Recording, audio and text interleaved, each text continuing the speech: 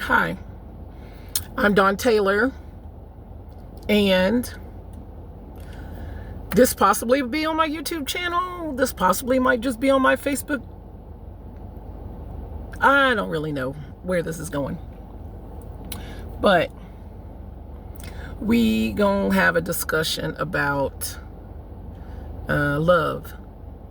So, if I was to die tomorrow, what information would I want to leave those that are the closest and dearest to me about love? When I was really, really young, I experienced a lot of trauma and disconnect and the ills of this world. Being so, I grew up with a hardened heart, angry, probably bitter if I knew how to verbalize that then. Everyone definitely knew I was angry, hurt, fearful, and out of control. Now, there's other factors to go into that. Being on the spectrum, having sensory issues, things like that, added to, being out of control, fearful, all that kind of stuff, anxiety, all that. Then it all just curled into this nice little ball of mess, like a little Tasmanian devil. So when I got a teenager, I heard my dad tell me something about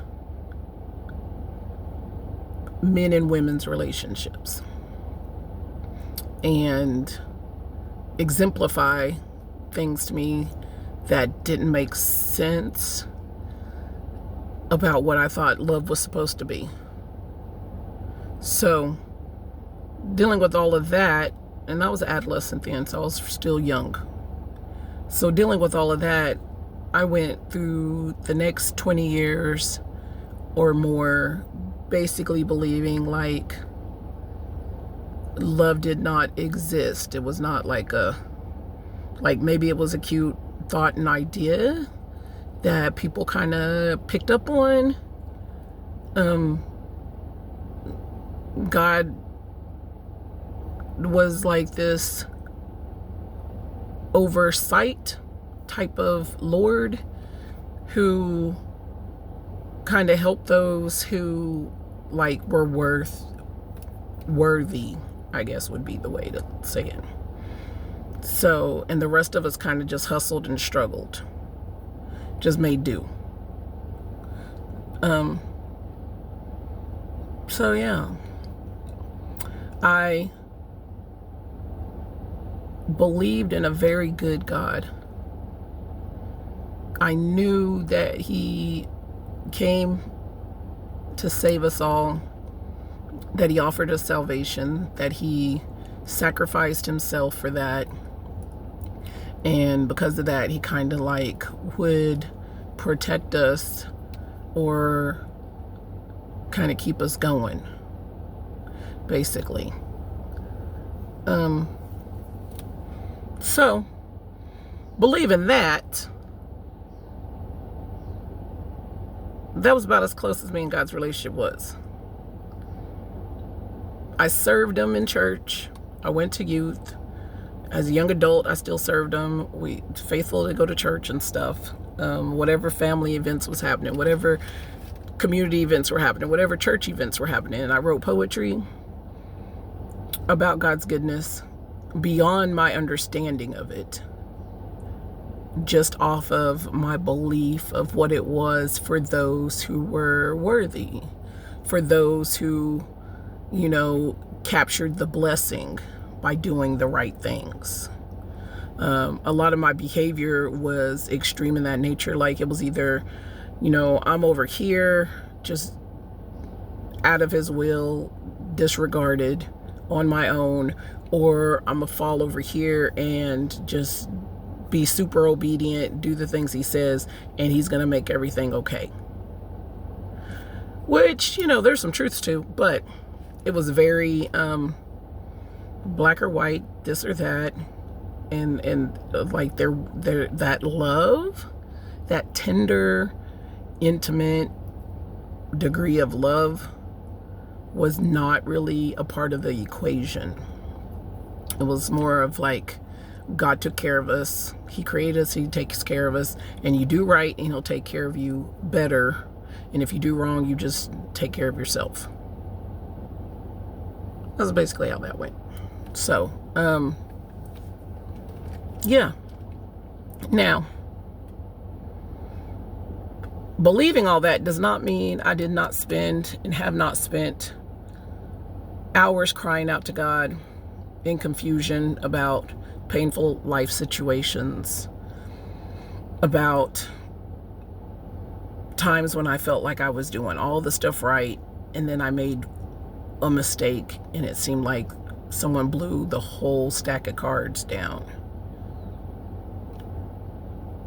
Not understanding how it was, I was one of the few or a handful that were just not worthy and couldn't get his magic wand of grace and provision. Just struggle, I spent a lot of time crying with God about that, talking to God about different aspects of that, trying to figure it out, to have him show up in a really, really mighty way when I finally just said, I'm done. Tired. I'm done. I don't know what love is supposed to be or what I'm supposed to be out here doing in life, but I'm just kind of done. I'm just over it. So, yeah, I was just kind of like that with God. Like, I'm over it. I felt like a happy life and all the pieces being together was like a carrot being dangled on a string, just always elusive, like always in front of me, like never possible to just like grab hold of it. So I was like, I'm just over it. I'm not doing this no more. Yep, that's where I was. And our good God said, okay, she's there. This is what I know. Okay. Everybody's story could be everybody else's story. Everybody's story ain't mine, and I ain't trying to have everybody else's story. This is another thing I learned. So if I was to die tomorrow, what I know about love is when you get to a point of surrender with God, he can do so much with your life that you could never, ever, ever, ever put words to or imagine. And when you get to that point of just being tired of trying to do things your own way or figure things out, that's the steps right before you surrender. In human context, that's when we're like so done. We just don't want to do anything anymore. And it can go badly from there. I mean, that could be the point when people decide they don't want to live anymore. That can be the point when people decide they're not going to show up for work. They're not going to show up for bathing. They're not going to show up for their meds. They're not going to show up for life at all. So it can go badly. But I have a bunch of kids. So I always tell people I just didn't have a lifestyle that afforded me the luxury of kind of falling apart. And I don't say that to poke fun at anybody who has fallen apart.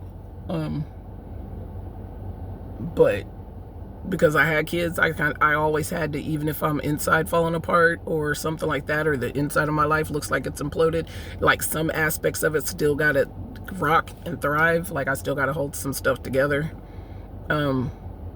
So like I can choose to just give up on everything. Like I still had to breathe because I still had people dependent on me. I still had to show up to at least zombify my way through life. But I was just done, and I think God was like, I think the heavens was like, yes, we getting there. And so then what happened was God started showing up and showing out. He started reflecting little things to me. So if I was to die tomorrow, what would I tell you about love? I'd tell you, one, it's a sacrifice. It is a unexpected sacrifice of brokenness. It is something that's not scripted. It is something that's not tailored. It is something that your best wishes and efforts cannot string together for the purpose of it makes sense and it looks right. And this is what I want.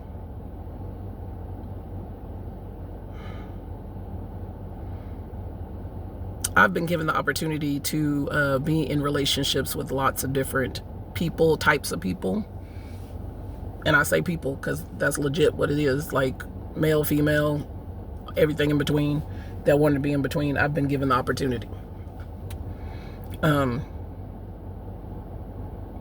I have one of those personalities and looks that is appealing to the masses. So when I tell you, I have been given the opportunity. I've been given the opportunity for just about everything, anything out there. And so if I wanted to make something out of whatever just made sense, it's definitely been a possibility to be like, oh, there's the right look, there's the right money, there's the right location, there's the right on paper, there's all these factors. Cool. Check. Let's get it. Let's go.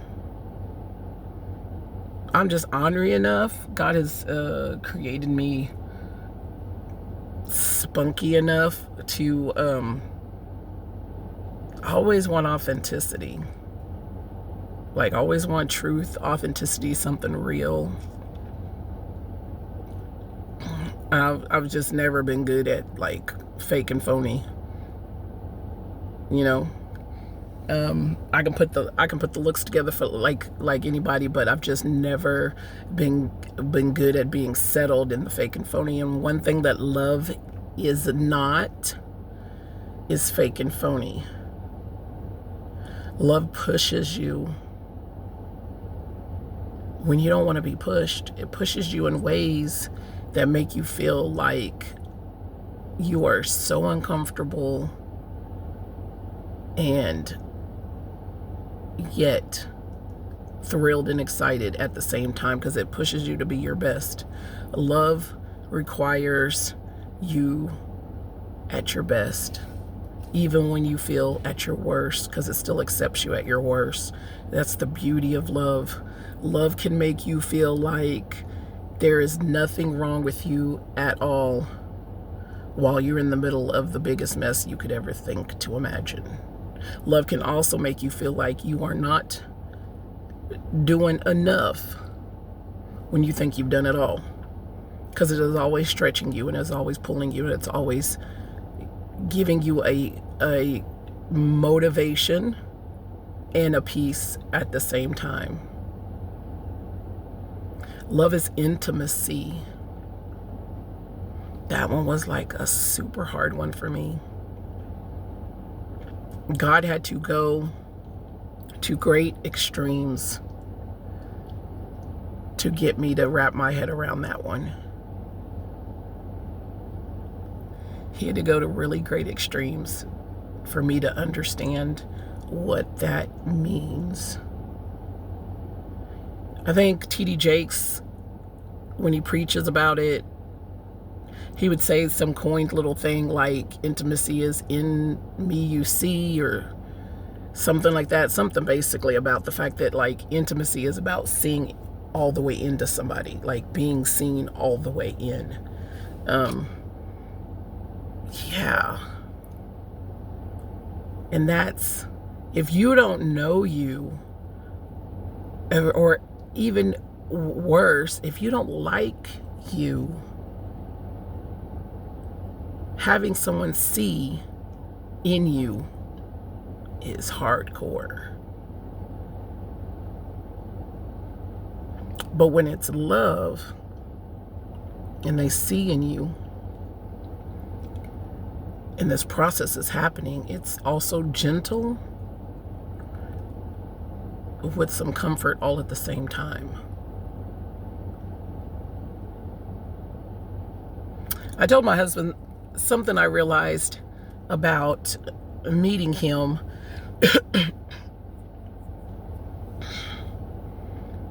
Was that I don't think I liked myself. And to go beyond that, I'm pretty sure I hated myself. Because I was seeing myself through the eyes of what I had experienced in my life. That's how I saw me, was through the experiences that I'd gone through. And I hated me. And the first time I sat and did not have to fight those feelings was in his embrace in my entire life. One of the other things God showed me was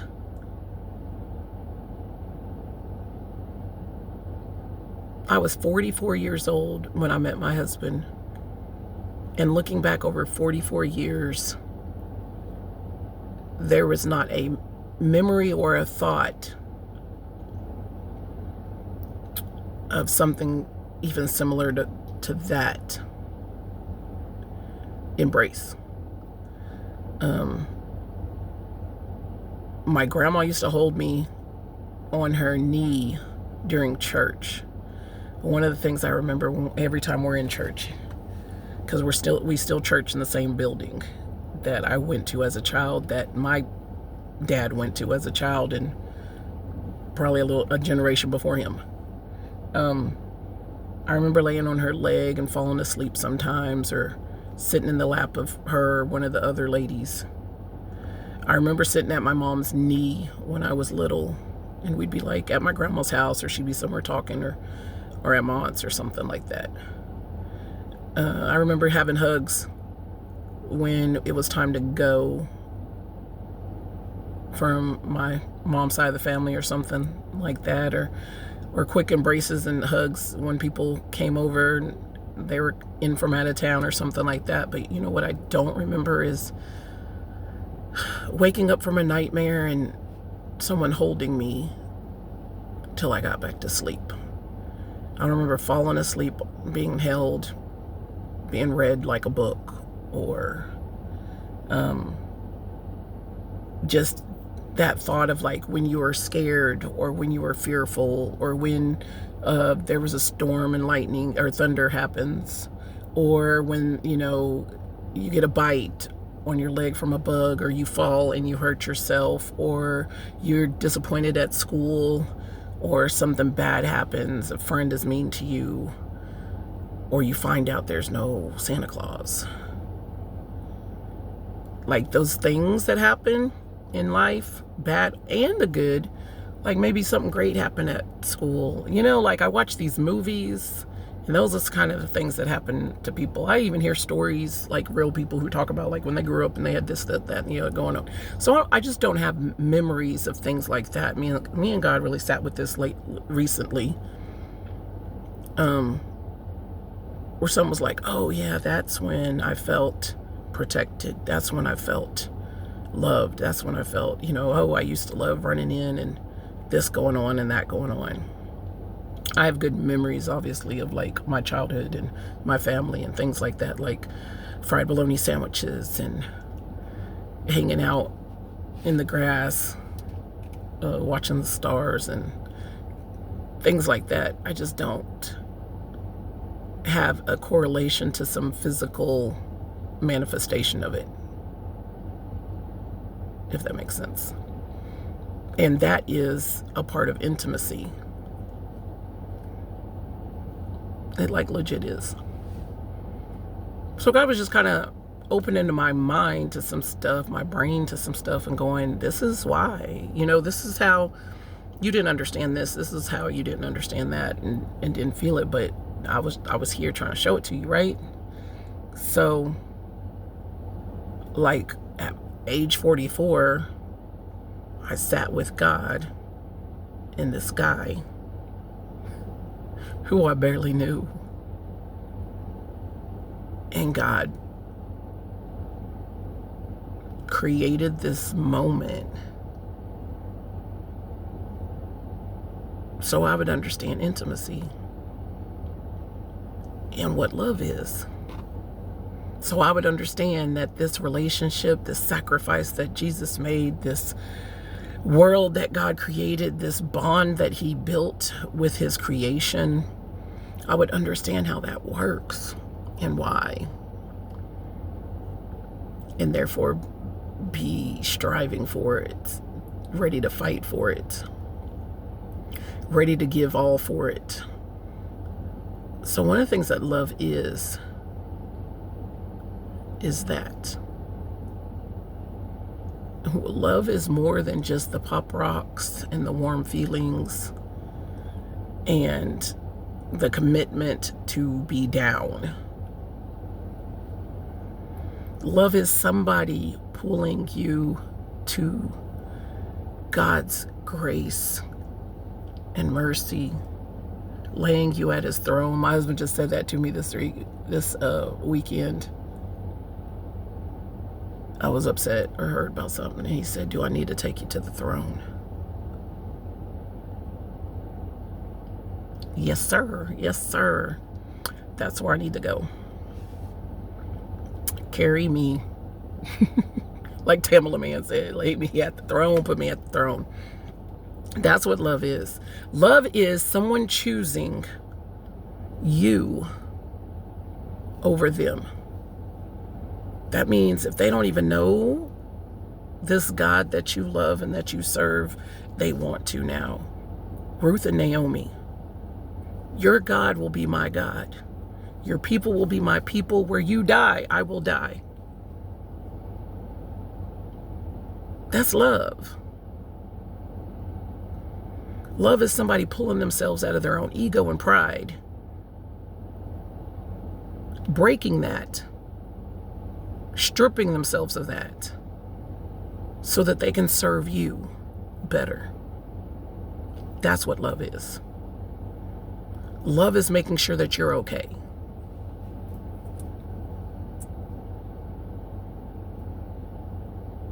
That means it's not about my hurt feelings.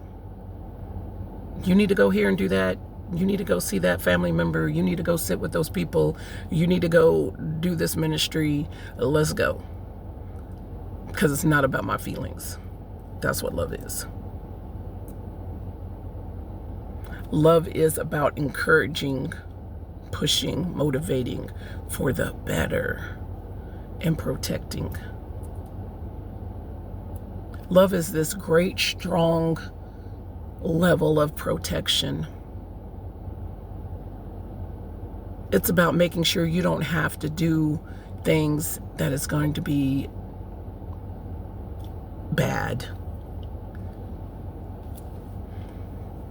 And what was I reading? I don't even remember what chapter of the Bible it is. But it's like during the Egyptian pull into slavery, Nebuchadnezzar, that time frame, Jehoiakim, all that, okay? And there were some figs, some buckets of figs. God said, what do you see? He answered, figs. One bucket was good figs, one bucket was bad figs. He said, there's one bucket that's good, really, really good figs, and one of them are so bad you can't even eat them. Then God explained, that's my people. Some are really, really good. I got you. You're nurtured. You're well developed. You're able to come to fruition. And then, oh boy, and them other crazies is them bad figs. Ain't even worth tasting. Ain't got nothing for you. Just yuck. That's a part of love. Love will protect you from becoming the bad. Love is going to protect your heart no matter what. Love is going to make sure that it does not damage you. It is not corrupting you. It is not pulling you into things that is not good for you. You know why? Because it's love. Love cannot use and abuse and manipulate and lie and disrespect. It may try. Someone working under the guise of love may try, but it's not going to be able to stand, because that's not love. That's how you know. If I was to die tomorrow and I needed to explain, how do you know when you're in love? How do you know when they love you? You know, like it's a Whitney Houston song. I want to know. If you want to know, these are some simple ways to understand.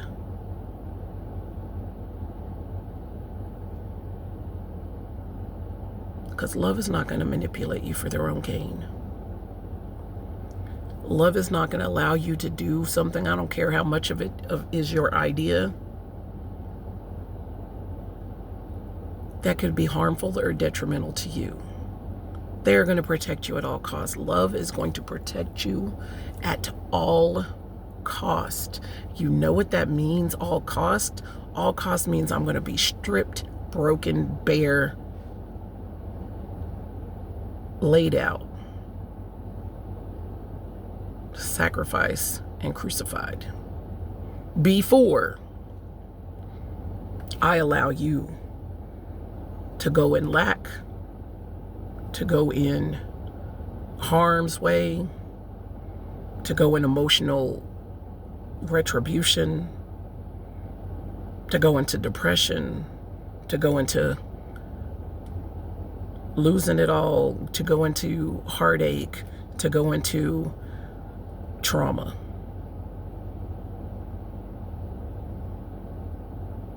Some of that you might say, well, you can't really, like, depression just happen. No. And that's the thing about love too. Love is going to go through all hell back again and again if it needs to protect you from these things, whether you are choosing them for yourself or not. Because yeah, you can't control other people. That's the other thing. Love ain't trying to control you. Love is trying to love you so well that you choose better. That's how love is. Love is not naive, and love is not stupid. Love does not try to win over people through actions and money and influence. Love don't con folks. Love don't put on masks. Love don't make it hard to find them. Okay? Love is not a challenge like these little shows they have out here. Love is not a challenge to be won because it is free. It wants to share with you. It wants to be in your life. It wants you to have all the goodness. Love ain't holding stuff back because you ain't said or did what they want. That ain't love. Love ain't iffy. Love ain't confused. Love don't doubt. Love has grace, mercy, power, and control. Self-control. So love don't slip up, call you out your name, cuss you down up one side and across the other, and then come back a week later to say, oh, well, I'm sorry. That ain't love. Love don't put hands on you that ain't wanted and tender.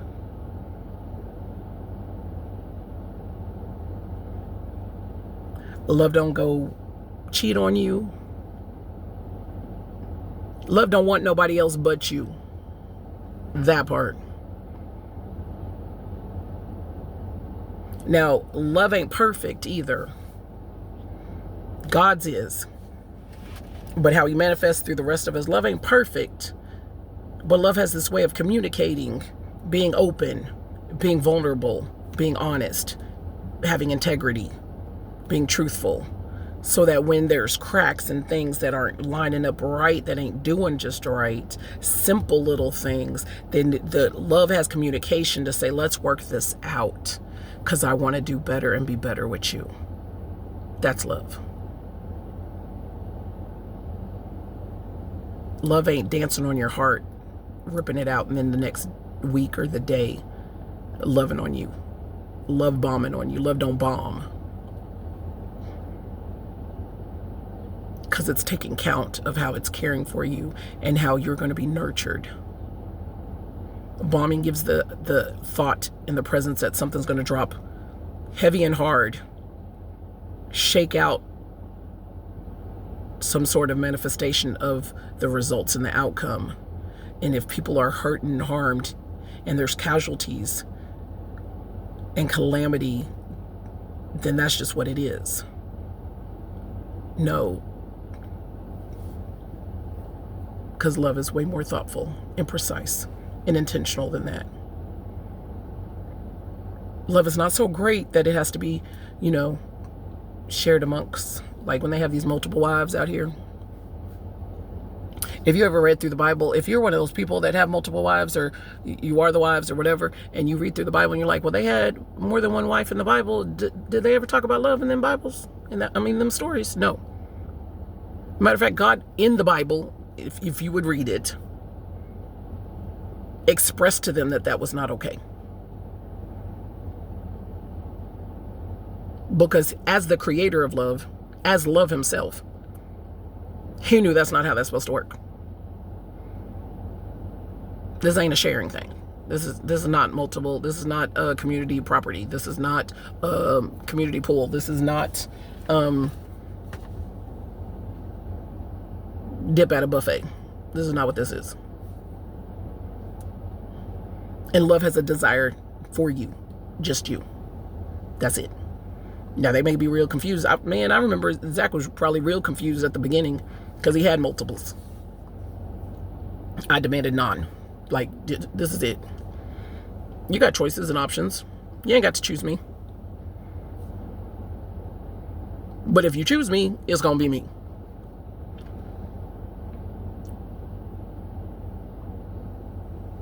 So you got to make a choice.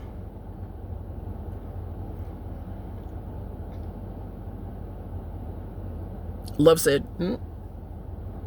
look, this is what this is going to be. This is what it is not going to be. This is what it is going to be. This is what it's not going to be.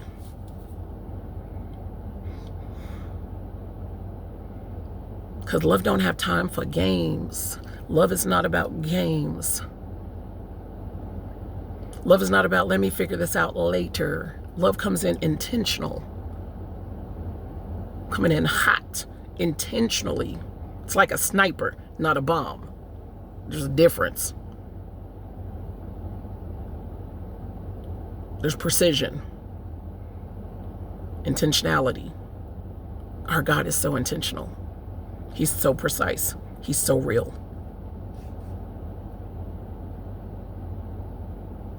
He's not just throwing stuff out like, well, okay, well, whoever gets it, gets it. He knows. Knitted you together. He is aware.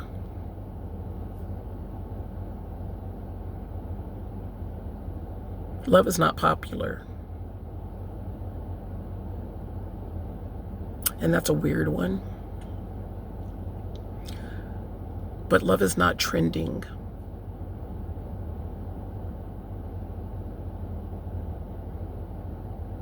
Love knows what it knows, what it knows. And it's not about consensus and taking a poll. It's not about checking with folks of like how we look together. Does it seem like he loves me? Does this look like we work together? Like, aren't we a cute couple? Da, da, da, da, da. That's not love. Now, love has this beautiful way of pulling others onto the boat, right? Like love has this amazing way of pulling people together, of making people want to be in one accord, in harmony, all together, but is not needed to get approval by others. Love knows what it's doing. Again, it's not iffy, it's not doubtful. And it's not always like immediate. But I don't think love grows in such a slow pace like we make it seem. Like it's possible that you gonna be with somebody 6 years and y'all still figuring it out. They still deciding if you're the one. You still working on things. I don't know. That's just me though. That's just me.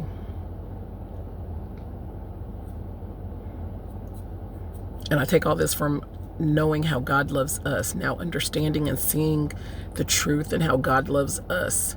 That's how I know love is supposed to be. It's supposed to be what's in. That's why I can say it's a Christian thing. It's a godly thing. It's a relationship thing.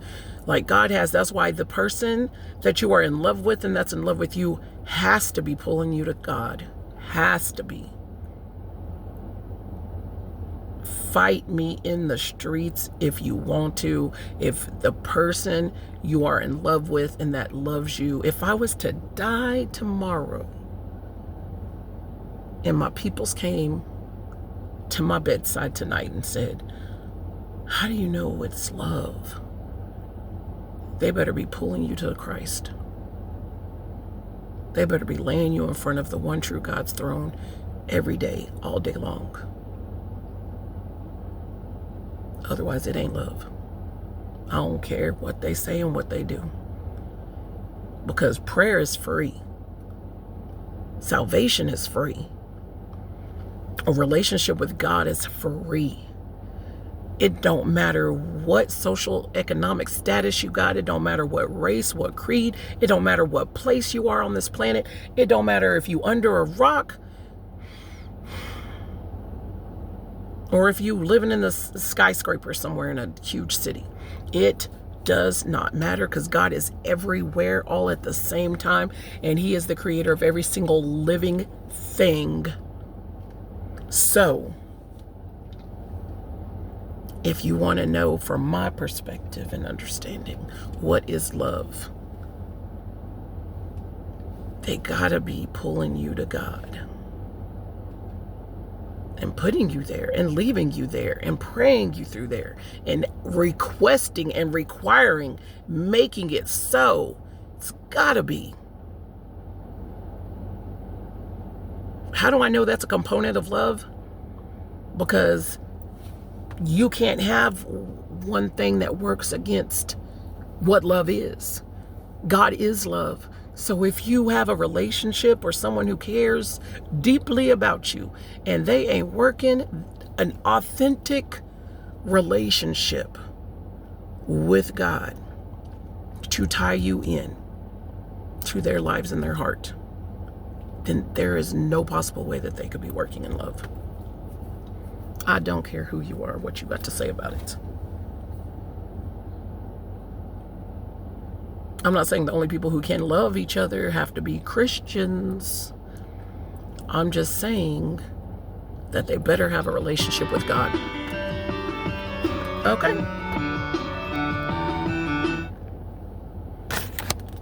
Just saying. Make it make sense. All right. That's my tea.